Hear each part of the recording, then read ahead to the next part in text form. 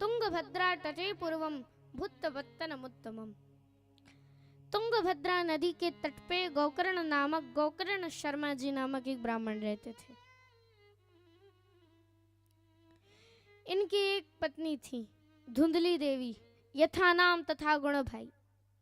इनका जैसा नाम था वैसा ही काम था। इनकी एक पत्नी थी धुंधली देवी, यथा नाम तथा गुण भाई। इनका जैसा नाम था वैसा ही काम था।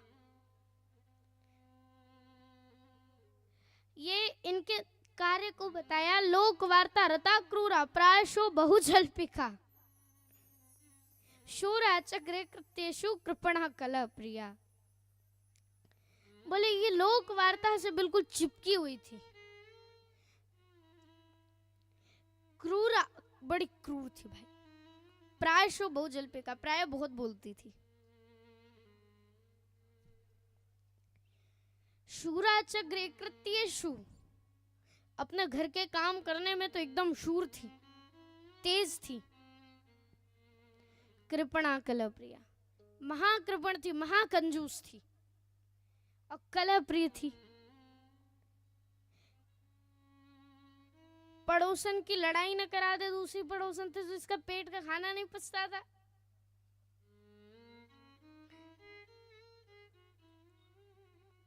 ऐसी थी। अच्छा, एक बात तो हमारे मन में आती है और हमने ऐसा भाव सुना है कि जब इनके गुण मिलान हुए होंगे तो कौन से गुण मिले होंगे इनके।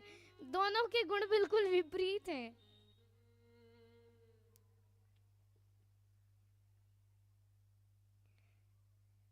पंडित जी जहां एकदम सुशील, वहीं ये एकदम अपने नाम के समान।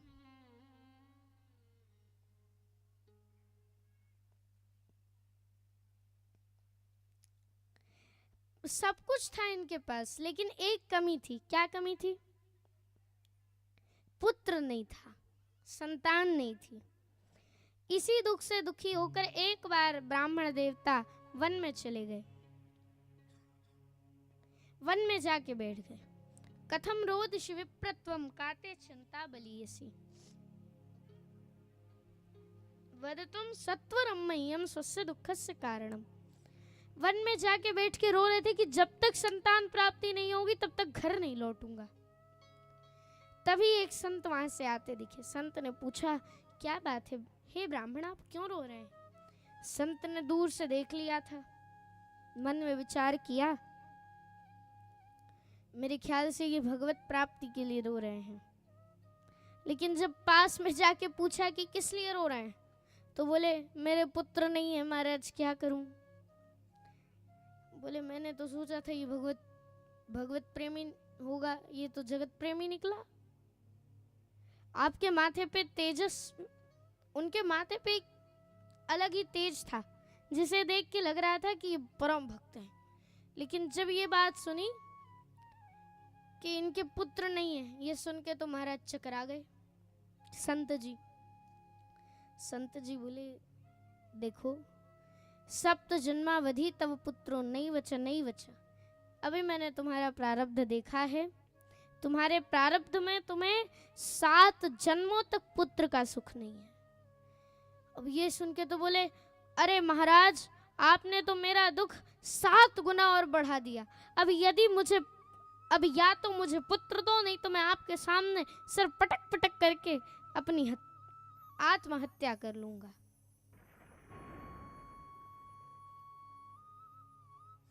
ये सुना, बोले आत्महत्या से तो,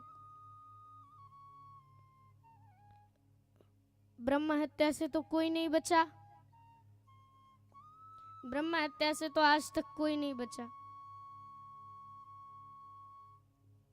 यदि मेरे ऊपर लग गई तो और बड़ा काम हो जाएगा। इसलिए कहा रुको मैं कुछ करता हूँ। उन्होंने अपनी झोली में हाथ डाला, एक फल निकाला और ठाकुर जी का नाम लेकर के हाथ में थमा दिया। भैया ये लो फल, इस फल को ले जा करके अपनी श्रीमती जी को खिला देना, अपनी धर्म पत्नी को खिला देना और 1 साल तक कहना कि वो इन व्रतों का कुछ अनुष्ठान बताए, जैसे एक समय एक ही भोजन खाना, अर्थात यदि शाम को खा रहे हो तो 24 घंटे में इसी समय एक बार खाना, और दाल चावल खाए तो दाल चावल ही खाना। अब ये बातें जाकर के जब बताई तो फल लेकर बैठ गई धुंधली को तर्क करने। अब धुंधली भी बड़ी महान भैया, कुतर्क बड़े करती, लेके बैठ गई फल। जब पतिदेव थे तब तक तो बोली हाँ मैं खा लूंगी, आप दे दो मुझे। अब वो तो संध्या वंदन करने चले गए आत्मदेव पंडित जी, और ये बैठी बैठी कुतर्क कर रही हैं। यदि मैंने ये फल खा लिया तो गर्भ रहेगा, गर्भ रहेगा। अब संत की बात पे विश्वास है तभी कह रही है गर्भ रहेगा। बात पे विश्वास है लेकिन कुतर्क बड़े कर रही है खाने में। पहले तो फल खा लिया तो गर्भ रहेगा, गर्भ रहेगा तो पेट बड़ा हो जाएगा, पेट बड़ा हो जाएगा तो बच्चा सारी जगह घेर लेगा, बच्चा सारी जगह घेर लेगा तो खाया पिया कुछ जाएगा नहीं। अरे खाया पिया कुछ नहीं जाएगा तो शक्ति क्षीण हो जाएगी, शक्ति क्षीण हो जाएगी तो घर के काम कौन करेगा। तभी एक पड़ोसन आ गई, उसकी बड़ी अच्छी सहेली थी। बोली भैया क्या बात है, आज इतनी उदास दिख रही है। जो बात उसके मन में चल रही थी सब जाके उसने सुना दी। धुंधली ने सब सुना दिया। बोले अरे संत का प्रसाद है, ऐसा मत सोच, तू तो पाले, निसंकोच पाले। अब ये बात समझ नहीं आई उसकी। धुंधली बोली मैंने सुना था सुखदेव जी अपने माँ के गर्भ में 12 वर्ष रहे थे, कहीं मेरा गर्भ भी एक दो साल रह गया तो हो गया कल्याण मेरा, तो मैं तो जीते जी मर जाऊंगी। बोले भैया तो जो करनो है कर, अपने राम तो यहाँ से चले। सहेली वहां से उठ के चल दी। तभी थोड़ी देर बाद धुंधली की छोटी बहन आ गई। इसके कई बालक हो चुके थे, ये एक बार और गर्भवती थी। इसने सोचा कि मैं अपना एक बालक इसे गोद दे दूंगी और इसका धन ले लूंगी, जिससे मेरे पास धन भी हो जाएगा, एक बालक ये पाल लेगी। वैसे भी मेरे इतने बालक तो हो ही गए हैं, अब मुझे एक और बालक की कोई आवश्यकता नहीं है। तो उसने जाके बात करी, उन्होंने कहा अरे सुंदली बोली अरे फल खाने से कोई गर्व होता है क्या। बोले हाँ बहन तू तो सही कह रही है, सभी बेवकूफ हैं, फल ले आए, फल खाने से कोई गर्व हो जाता है क्या। संत के ऊपर जो थोड़ा थोड़ा सा विश्वास था वो भी सुंदरी ने हटा दिया।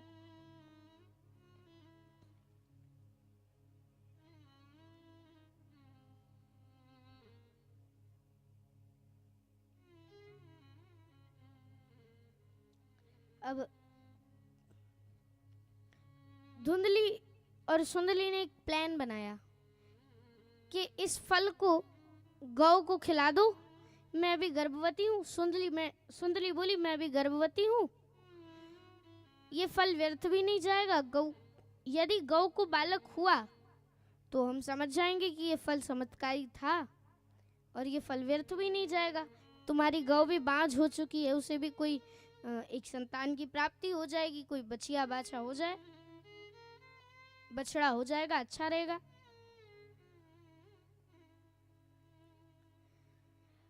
और रही बात तुम्हारे बालक की, तो मैं अभी गर्भवती हूँ, जब मेरा बालक होगा तो मैं तुम्हें छुपके से पहुंचवा दूंगी, तुम मेरे पति को मनाने के लिए कुछ धन दे देना। अब दोनों की प्लानिंग हो गई सेट। कुछ समय बाद अब वो फल खिला दिया गया गैया को। कुछ समय कालांतर में जब सुंदली के बालक हुआ तो उसने चुपके से रात्रि में ही बालक अपना धुंधली के पास तक पहुंचवा दिया, और कुछ धन राशि लेकर के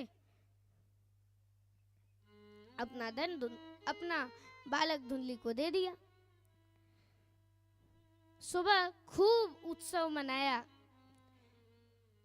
उत्सव चल ही रहा था कि 3 महीने पर्यंत गौ ने भी एक सुंदर सुशील बालक को जन्म दिया। अच्छा वो बछड़ा नहीं था, वो था कौन। उसके कान बस गौ के जैसे थे, बाकी वो पूरा बालक दिखता था, पूरा हम मनुष्यों जैसा दिखता था, वो गौ के जैसा नहीं था।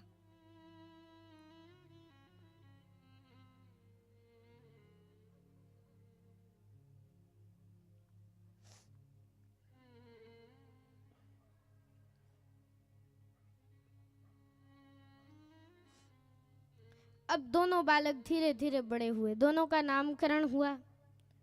धुंधली ने अपने बालक का नाम रखा धुंधुकारी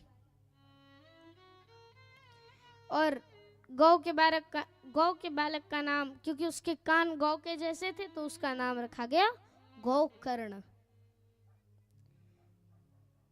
गोकर्ण दोनों बालकों ने खूब ख्याति प्राप्त करी, लेकिन एक विख्यात हुए एक कुख्यात हुआ। विख्यात हुए गोकर्ण जी और कुख्यात हुआ महाखल धुंधुकारी। धुंधुकारी महाखल निकला, खूब बड़े पंडित बने गोकर्ण जी, और वहीं धुंधुकारी उनसे बिल्कुल उल्टा।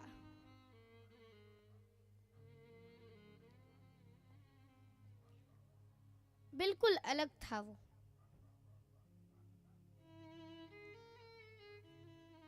वो छोटे बच्चों को खिलाने के लिए बुलाता और ले जाकर कुआं में फेंक देता।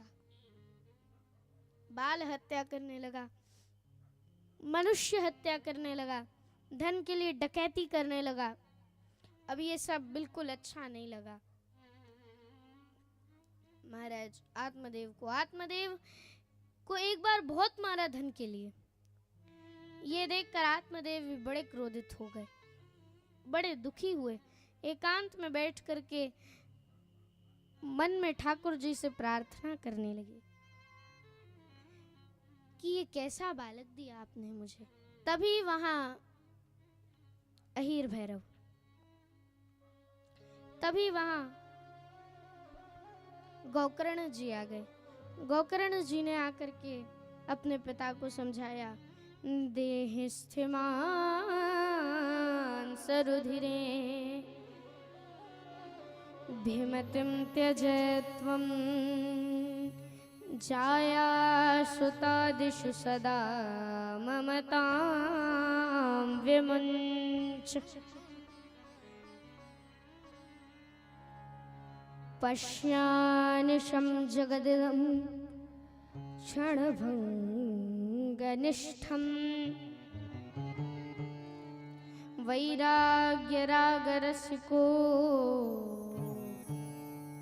भवभक्तिनिष्ठ।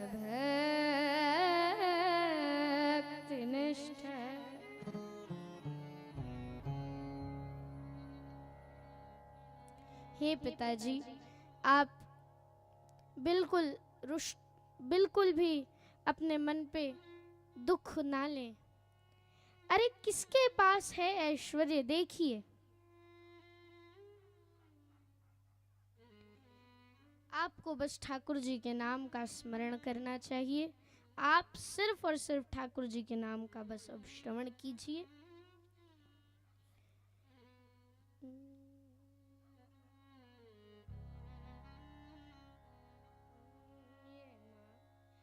रक्त मांस हड्डी के ढेर पर मढ़ा हुआ है चाँद। रक्त मांस हड्डी के ढेर पर मढ़ा हुआ है चाँद।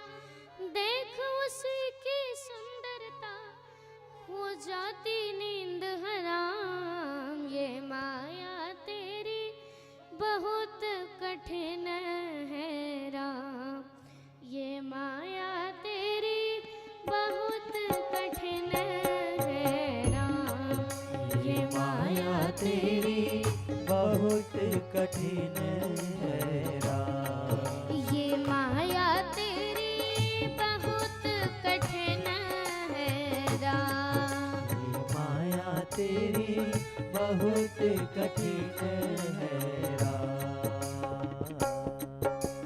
रक्त मांस हड्डी के ढेर पर मढ़ा हुआ है चाँद। रक्त मांस हड्डी के ढेर पर मढ़ा हुआ है चाँद। रक्त मांस हड्डी के ढेर पर मढ़ा हुआ है चाँद। रक्त मांस हड्डी के ढेर पर मढ़ा हुआ है चाँद। देख उसी की सुंदरता, देख उसी की सुंदरता, देख उसी की सुंदरता हो जाती नींद हराम। ये माया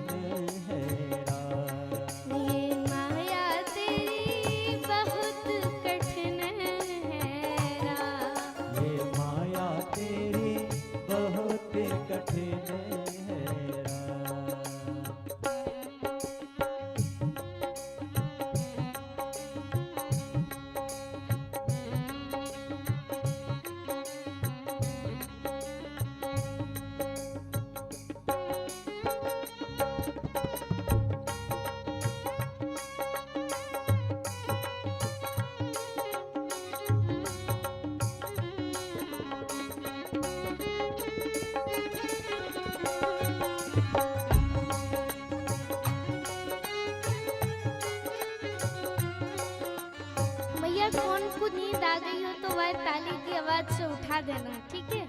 कौन को नींद आ गई हो तो वह ताली की आवाज से उठा देना। इसलिए ताली इतनी जोर से बजाओ कि यहाँ तक तो सुनाई दे।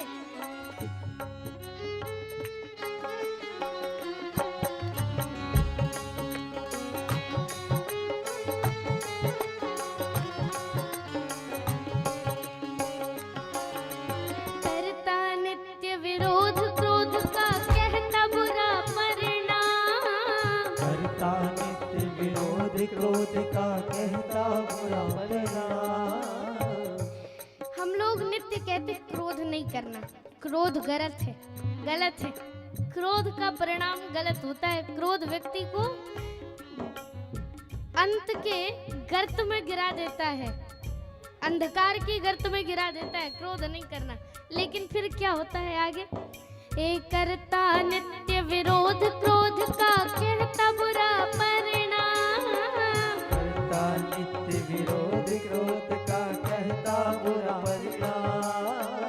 करता नित्य विरोध क्रोध का कहता बुरा परिणाम।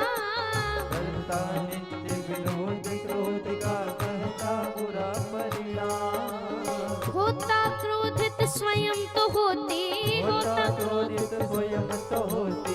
होता क्रोधित स्वयं तो होती। होता क्रोधित स्वयं तो होती। वाणी बिना लगा ये माया तेरी बहुत कठिन है राम। ये माया तेरी बहुत कठिन है राम। ये माया तेरी बहुत कठिन है राम। ये माया तेरी बहुत कठिन है राम।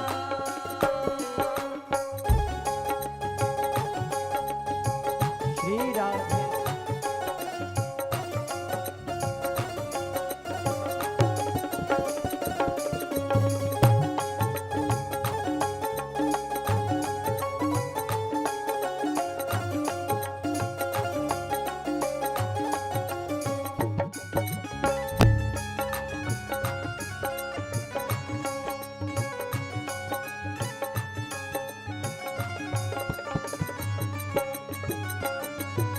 अच्छा, हम लोगों का दिन शुरू कैसे होता है?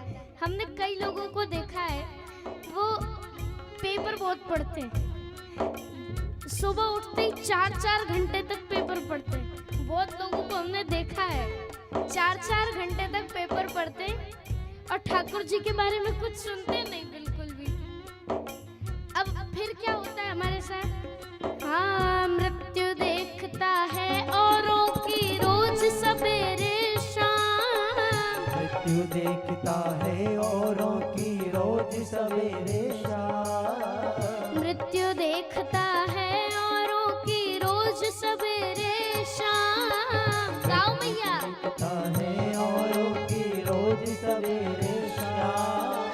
भवन बनाता ऐसे जैसे, भवन बनाता ऐसे जैसे। ओ भवन बनाता ऐसे जैसे, भवन बनाता ऐसे जैसे। यहाँ होता हरदम काम। ये माया तेरी बहुत कठिन है राम। ये माया तेरी बहुत कठिन है राम। ये माया तेरी बहुत कठिन है राम। ये माया तेरी बहुत कठिन है राम।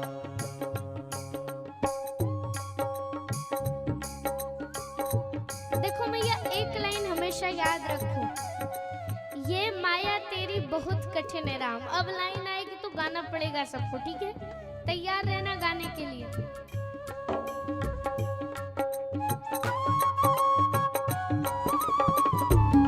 तालियों की सेवा करते हुए भाव से गाओ, हरि बोल। खेरापति मैया की।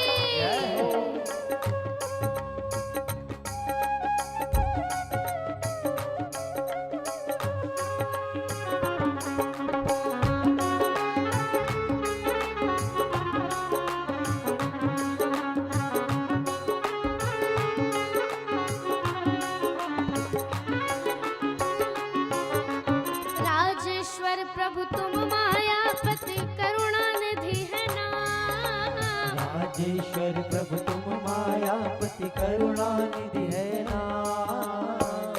अब एक भक्त ठाकुर जी से प्रार्थना कर रहा है, प्रभु आपका नाम राजेश्वर है, आप तो करुणा के निधान हैं।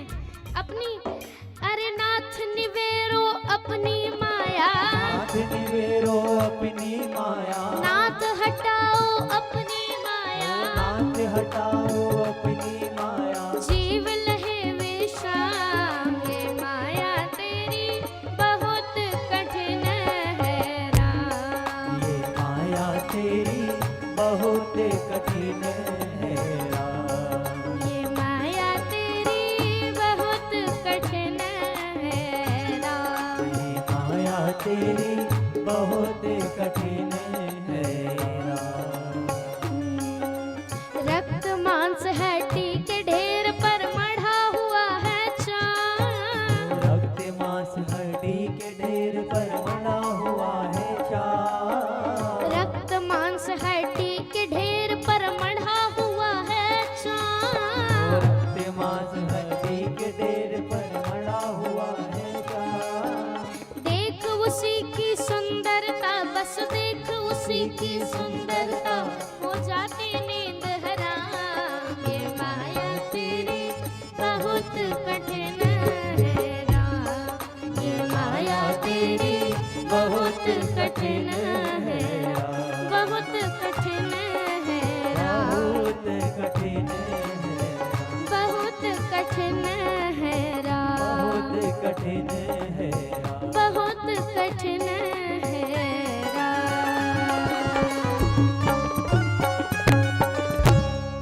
हे रक्त मांस हड्डी के ढेर पर मढ़ा हुआ है चाँद। देख उसी की सुंदरता, अरे देख उसी की सुंदरता, हो जाती नींद हराम। ये माया तेरी बहुत कठिन है राम।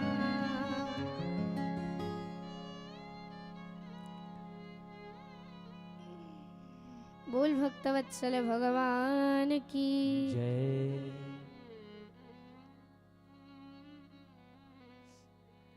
गोकर्ण जी बड़ा सुंदर उपदेश देते हैं अपने पिताजी को।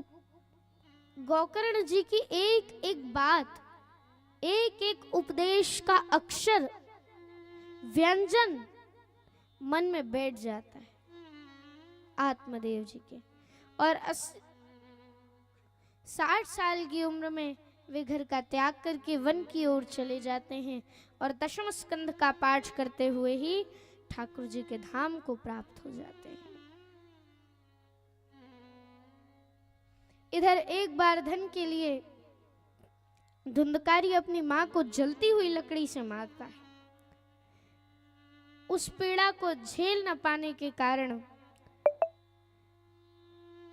वह रात्रि के अंधेरे में घर से निकल पड़ती हैं और जाके कुएं में कूद करके आत्महत्या कर लेती हैं। अब बचे थे घर में सिर्फ गोकर्ण। गोकर्ण ने सोचा अब हम भी यहाँ से निकल लेते, नहीं तो अगला नंबर हमारा ही लगना है। यह सोच करके गोकर्ण भी वहां से फिर निकल तीर्थ यात्रा का नाम लेकर के तीर्थ यात्रा करने के लिए चले जाते हैं गोकर्ण जी। अब घर में सिर्फ बचता है धुंधकारी। वो घर के सारे बर्तन आदि बेच करके जुआ खेलता है और सारे गलत काम करता है। तभी वो घर में जब पूरा घर खाली हो जाता है तब वो घर में 5 गणिकाओं को लाता है, वो और साथ में 5 गणिकाएं। इनके साथ अब उन गणिकाओं के लिए ये रोज चोरी करता। अब देखो मैया, उस समय ना असुरों में भी बहुत दिमाग होता था, गलत कार्य करने वालों में भी दिमाग होता था। ऐसा लगता था जैसे खूब शास्त्र पढ़ा है। हिरण्यकश्यपु की बातें देखिए कभी आप श्रीमद् भागवत में, ऐसा लगता है जैसे एकदम राजा बेन वो ऋषियों से ऐसे बात करता था जैसे सबसे बड़ा भगवान तो वही है, उसने सारे वेद पुराण सब पढ़ लिए हैं। हम लोग चौथे दिवस प्रारंभ में श्रवण करेंगे बेन की कथा। इसके शरीर से निषाद और भगवान पृथु की उत्पत्ति हुई थी।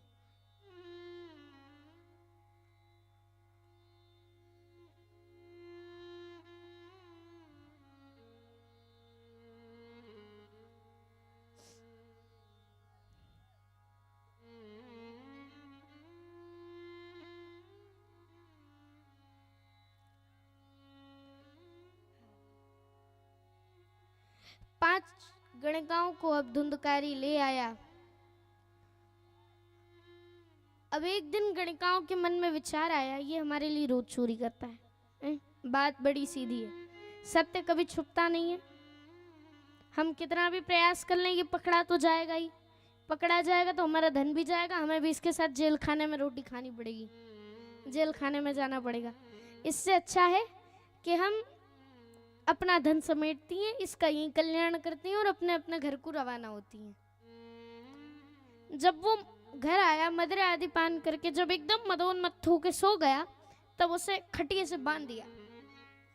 फांसी लगा के मारना चाहा, लेकिन जब वो जल्दी ना मरा, अभी ने थी जल्दी कि ये जल्दी मरे, कोई इधर उधर से गुजरे ना। रात का अंधकार था, लेकिन फिर भी डर तो था।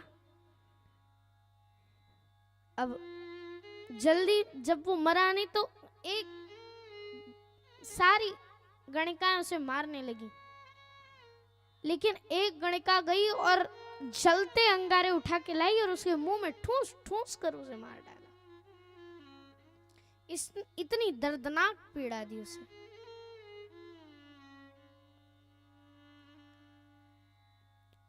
जब गोकर्ण को पता चला तो उन्होंने गया में जाके अपने भाई का श्राद्ध किया।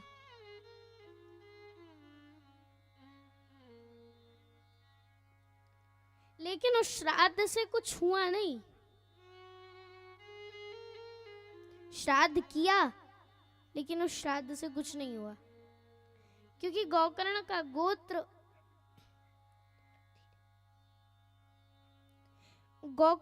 गोत्र अलग था, यानी आत्मदेव का गोत्र अलग था और धुंधकारी का गोत्र अलग था।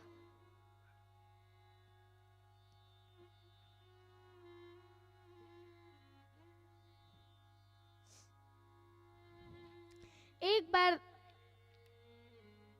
तीर्थ यात्रा करते हुए गोकर्ण जी अपने ही गांव लौट आए। अपने गांव में सबसे बचते बचाते अपने घर में गए और वहां जाकर के धीरे से एक आसन बिछाया और उसी पे लेट गए। कुछ समय बाद उन्हें कुछ भयानक आवाजें सुनाई देने लगी। नींद खुल गई। भाई ये कैसी आवाजें? उठ के बैठे, तभी देखा सामने भैंस का बच्चा आ गया। भैंसे का बच्चा आ गया। धीरे से वो इंद्र बन गया, फिर वो आग का गोला बन गया, फिर वो पुरुष बन गया, फिर इतने रूप बदलने के बाद जाकर के वो धुंधकारी के रूप में आया, एक प्रेत के रूप में आया। उन्होंने समझ लिया ये कोई ना कोई प्रेत है। हाथ में जल लेकर अभिमंत्रित करके जैसे छींटा मारा तो वो बोलने लगा, हे भ्राता, मैं तुम्हारा भाई धुंधकारी हूँ। मैंने अपने ही दुष्कर्मों के कारण अपने ब्रह्मत्व को नष्ट कर दिया। हे भ्राता, मुझे क्षमा कर दो, मेरी इस प्रेत योनि से मुक्ति कराओ। तुम तो करुणा के सागर हो, मेरी इस प्रेत योनि से मुक्ति कराओ।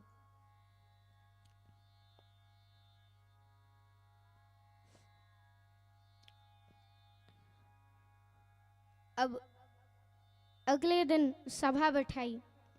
सभा में कोई इसका उत्तर न दे पाया कि जब वह प्रेत बन गया तो प्रेत बनने के बाद उसका उद्धार कैसे होगा।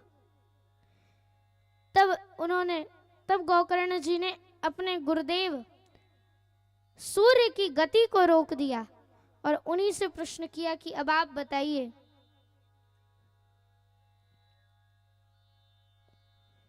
अब आप ही बताइए कि हम कैसे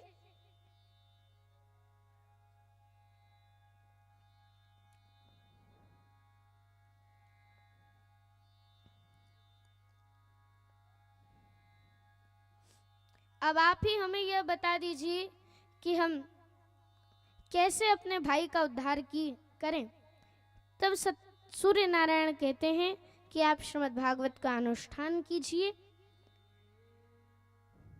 सूर्यदेव के कथनानुसार भागवत जी का प्रारंभ होता है और मंच पर एक 7 गांठ वाला बांस रखा जाता है। व्यासपीठ पर जहां श्रोताजन बैठते हैं वहीं पास में एक 7 गांठ वाला बांस रखा जाता है। उस बांस के अंदर आकर धुंधकारी बैठता है, क्योंकि अब है तो वायु स्वरूप, खुले में तो बैठ नहीं सकता, कुछ बंद स्पेस तो चाहिए ना। तो वो आता और आकर के उस बांस में ही विराजमान हो गया। अब जैसे प्रथम दिवस की कथा विश्राम, तो बांस की पहली गांठ चटक गई, अपने आप चटक गई। ऐसे ही जब 7वें दिन की कथा विश्राम हुई तो 7 गांठें चटक गईं और उसके अंदर से एक दिव्य पुरुष प्रकट हो गया। एवं 7 दिनेश्चैव 7 ग्रंथि विभेदन।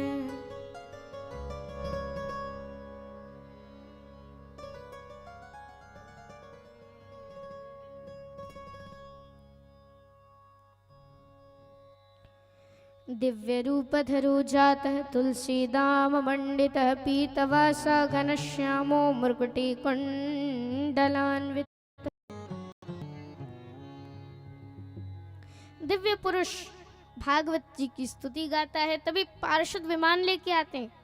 वह विमान में बैठता है। तब गोकर्ण जी पार्षदों से प्रश्न करते हैं कि महाराज आप एक ही विमान क्यों लेके आए। तब वे बताते हैं कि कथा तो सबने सुनी, इतने सारे श्रोताओं ने कथा सुनी, लेकिन कथा को भक्ति भाव से किसी ने नहीं सुना। और उसका अमल उस कथा से क्या सीख मिली, क्या अमल किया, क्या अमल करना चाहिए अपने ऊपर, वो किसी ने नहीं किया। अपने ऊपर किसी ने कथा को अमल नहीं किया, इसलिए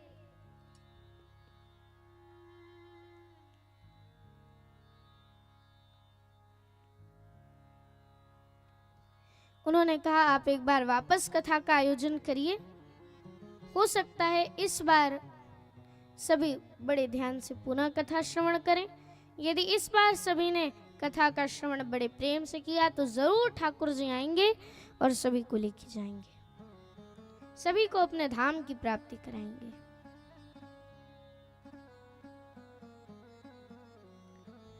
गोकर्ण जी एक बार पुनः भागवत का आयोजन करते हैं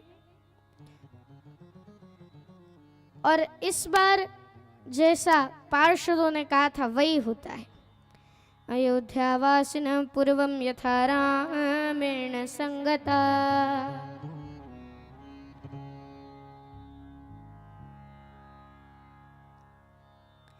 अर्थात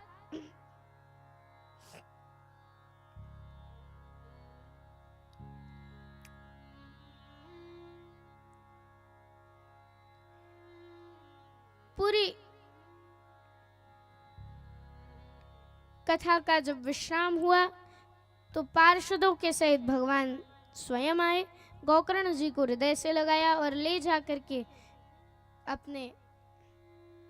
अपने साथ अपने विमान पे बैठा करके ठाकुर जी सभी को लेकर के अपने धाम को पधारे। अब नारद जी अंतिम प्रश्न कर रहे हैं। महाराज अब क्षमा कीजिएगा, अंतिम एक प्रश्न करता हूं। इस कथा के पश्चात पूरी श्रीमद् भागवत सुनी और तत्पश्चात नारद जी प्रश्न कर रहे हैं, महाराज एक बात और बता दीजिए, भागवत की श्रवण विधि क्या है। विवाहे यादृशं वित्तं तादृशं परिकल्पयेत्। पहले बताया आयोजन कैसे करना है। जैसे एक पिता अपने सामर्थ्य अनुसार अपनी बेटी का विवाह करता है, वैसे ही बेटी का विवाह करता है, वैसे ही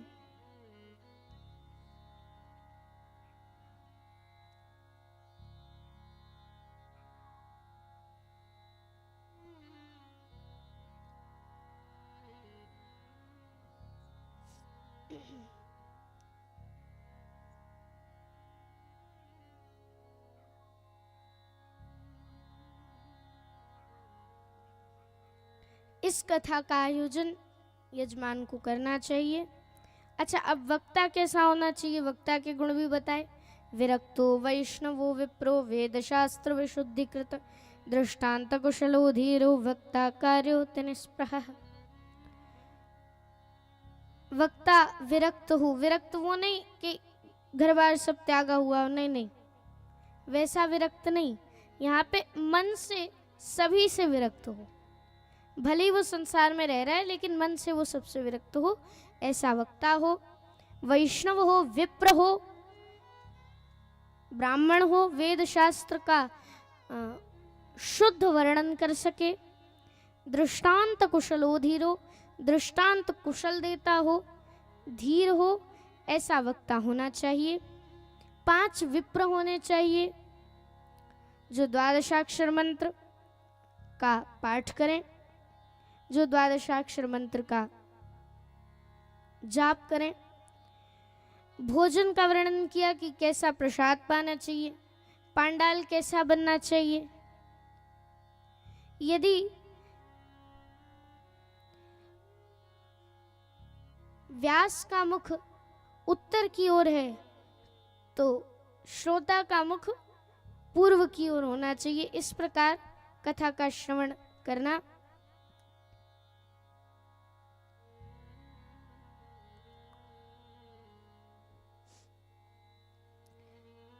फिर वो भोजन का वर्णन किया कि भोजन क्या क्या करें, आहार क्या लें।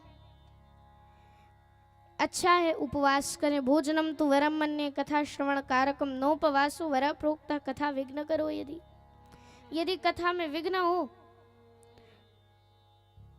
भोजन पहले तो आहार ले लें, और यदि कथा में विघ्न हो रहा है तो आप फिर प्रसाद पा लीजिए।